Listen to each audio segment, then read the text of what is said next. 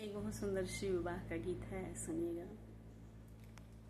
करिया दामाद देखी मैं ना डेरैली, शिवा शंकर हरि।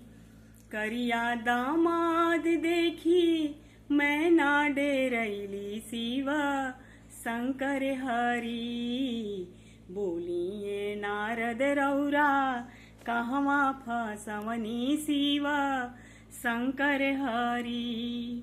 बोलिए नारद रौरा कहवा फसवनी, शिवा शंकर हरि। शिव जी के रूप देखी कांपेला बदनवा, सांप बिच्छू लटकल बाड़े उनके गर्दनवा। शिव जी के रूप देखी कांपेला बदनवा, सांप बिच्छू लटकल बाड़े उनके गर्दनवा।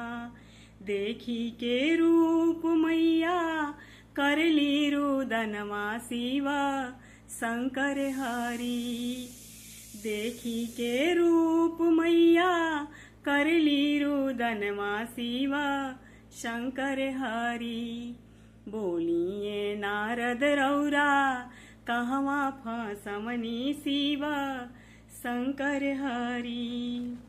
शिव जी तलाग तारे कवनो सपेरा, रहे के ठिकाना नइखे नइखे कोनो डेरा।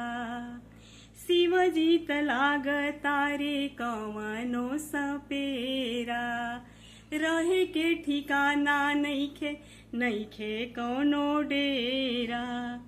कवना जन्म के दादा लागी गईले फेरा, शिवा शंकर हरि। कवना जन्म के दादा लागी गईले फेरा, शिवा शंकर हरि। बोलिए नारद रौरा कहवा फसवनी, शिवा शंकर हरि। नारद के फूटल रहे दोनों रे नयनवा, कैसन खोज दिहले हमरा गौरा के सजनवा। नारद के फूटल रहे दोनों रे नयनवा, कैसन खोज दिहले गौरा के सजनवा।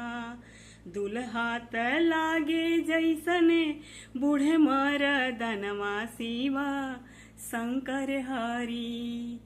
दुल्हा त लागे जैसे बूढ़े मरदनवा, शिवा शंकर हरि। बोलिए नारद रौरा कहवा फसवनी, शिवा शंकर हरि। बोलिए नारद रौरा कहवा फसवनी, शिवा शंकर हरि। बोलिए नारद रौरा कहवा फसवनी, शिवा शंकर हरि।